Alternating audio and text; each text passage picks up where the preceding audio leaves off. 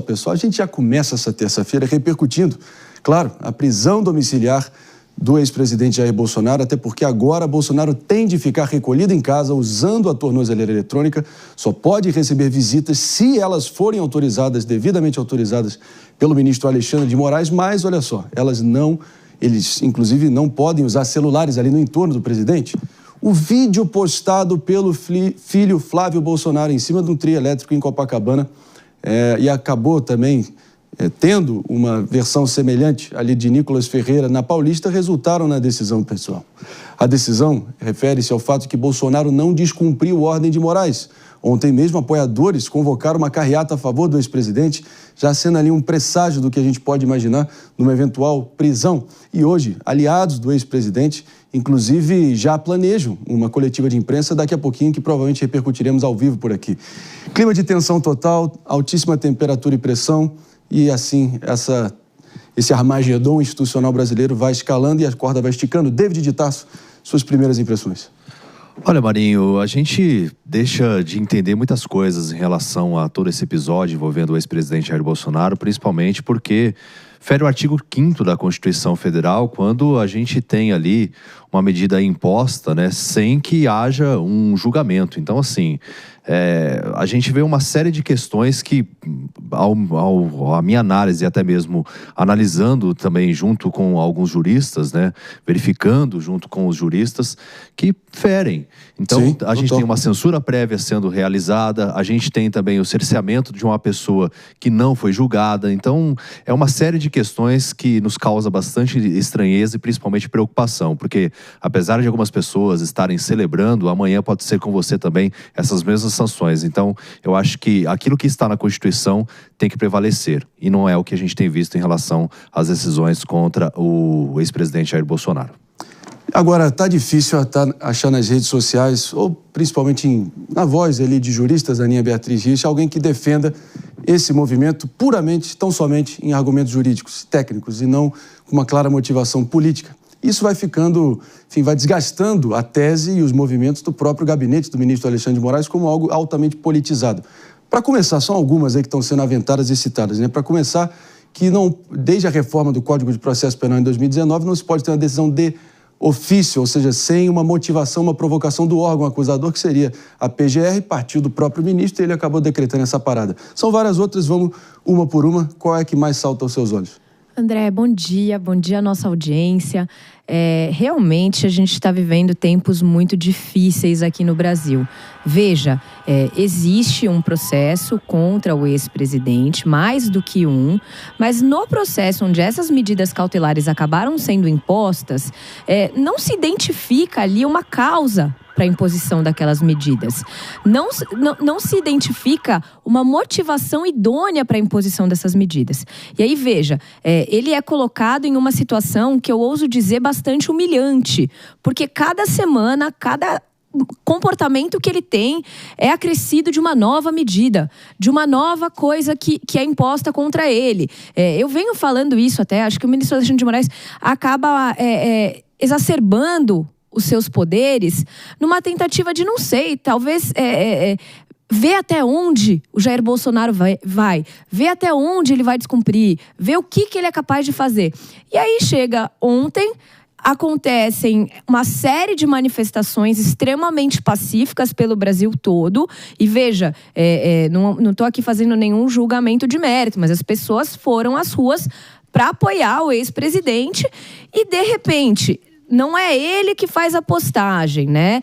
Não é ele que descumpre diretamente, por assim dizer. Mas ele toma um risco ao falar com pessoas que estavam nas manifestações.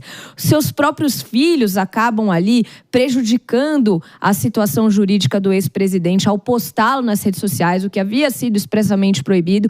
A questão jurídica será que existe força da proibição de um terceiro?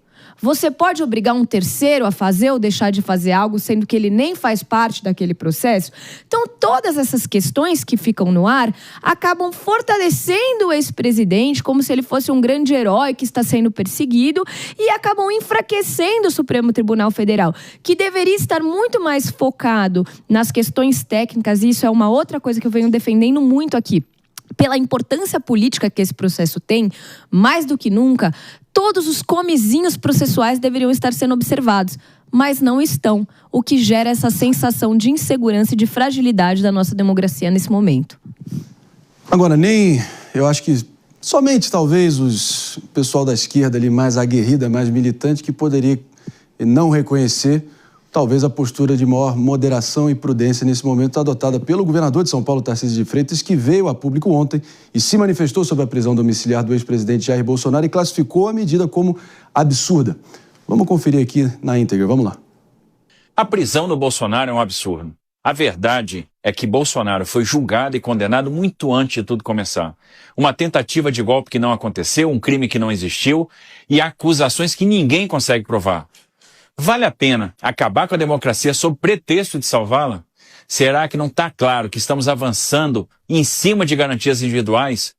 Já passou da hora das instituições tomarem iniciativas para desescalar a crise, acabarem com uma disputa que resulta em soma zero, que mostra incapacidade de resolver e mediar conflitos, que não gera outro efeito senão a perda de confiança.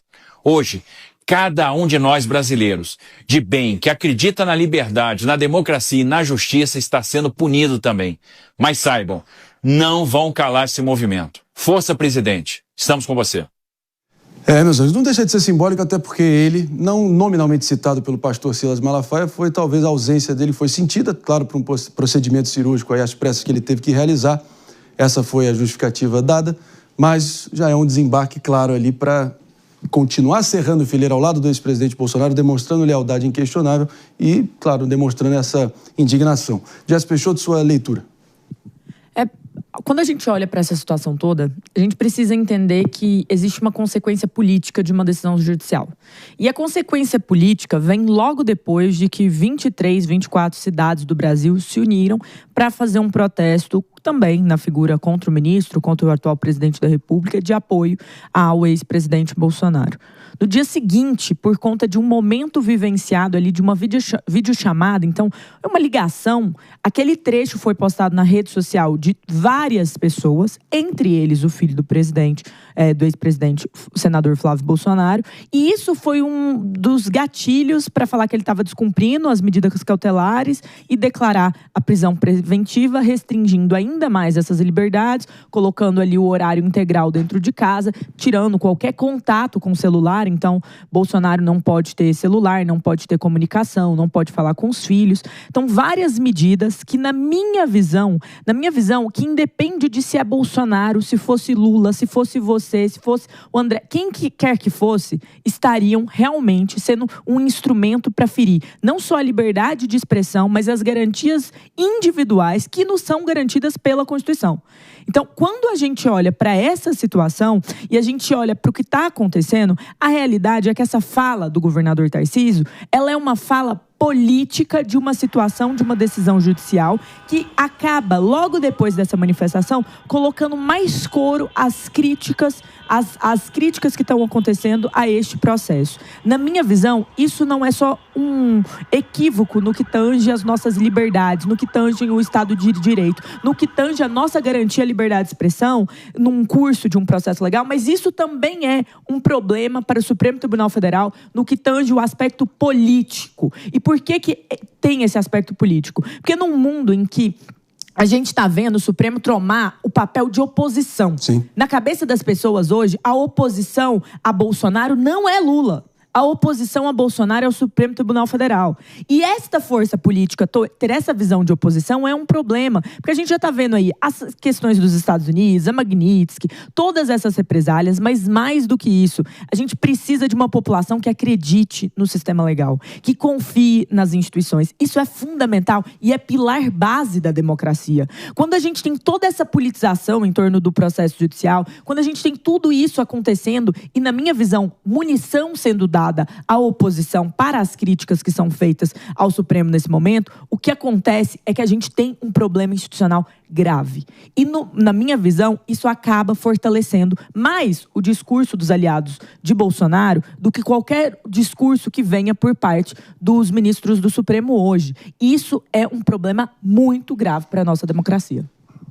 A defesa do ex-presidente Bolsonaro, Mano Ferreira, tem dito que não houve uma violação objetiva das medidas cautelares, que foi, de novo, uma publicação por terceiros. Esse terreno cinzento, pantanoso, de até que ponto ele, de fato, foi uma ação coordenada ou não. E, de novo, abrindo-se margem para poder questionar a ação jurídica vinda do próprio ministro Alexandre de Moraes. Mano, ainda sobre o espírito da tua fala de ontem, que para mim foi muito certeira, daquele espírito do quem com o ferro fere, com o ferro será ferido, nunca se sabe o dia da manhã. Aqueles que aplaudam, jogam confete e comemoram hoje podem ser os alvos de amanhã. Pois é, Marinho. Na minha leitura, o ministro Alexandre de Moraes deu a Bolsonaro exatamente o que Bolsonaro desejava.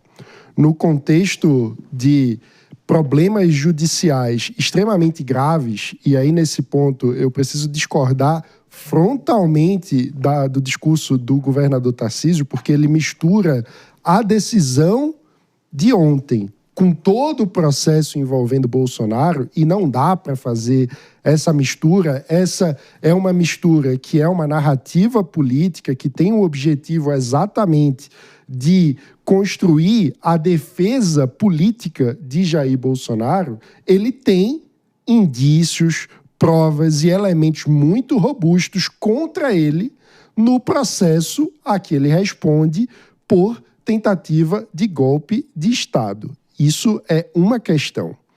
Eu tenho bastante convicção de que Bolsonaro, em defesa da nossa democracia, precisa ser responsabilizado pelos crimes que cometeu contra a democracia. Infinitas. A gente pode falar aqui do plano do punhal verde e amarelo, das reuniões em que Bolsonaro... Tudo. Desde o começo, desde os discursos contra a urna eletrônica, passando por ter convocado chefes de Forças Armadas que deram depoimento falando daquilo que aconteceu, de reuniões com chefes de Forças Armadas que estão comprovadas por todos os envolvidos, que têm provas de que os comandantes entraram no palácio, saíram do palácio. Não faltam provas sobre o envolvimento de Bolsonaro na tentativa de golpe de Estado. Essa é uma questão que a gente precisa colocar com bastante clareza. Outra coisa é a decisão de ontem.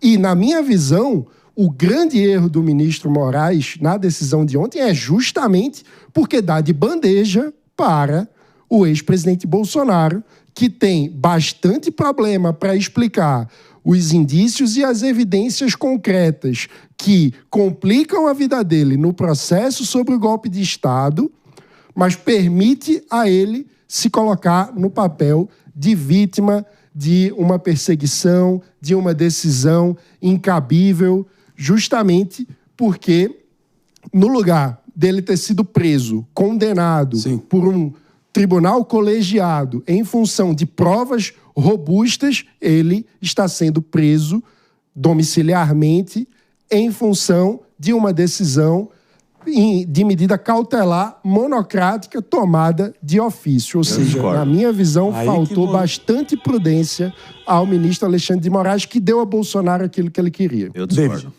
por quê? Elabora, por favor. Não, porque, primeiro, as provas que tem contra o ex-presidente Jair Bolsonaro são discussões. Está garantido na Constituição que eu não posso ser punido por ações de terceiros. Esse é um ponto. Ele foi ontem punido por ação de terceiros porque uma pessoa, por mais que seja filho dele, colocando na rede social, eu não encaro isso também como uma milícia digital que estaria propagando fake news, porque foi um boa tarde Copacabana. Então, assim, de que forma que ele está incitando alguma coisa? Outra, as provas que tem, que são mais contundentes nesse processo todo, são as pessoas ligadas ao ex-presidente. Mas eu não sou nenhum defensor do Jair Bolsonaro, não, viu? Eu, assim, discordo veementemente sobre vários aspectos aos quais ele já citou, principalmente relacionados à pandemia, as falas dele durante a pandemia.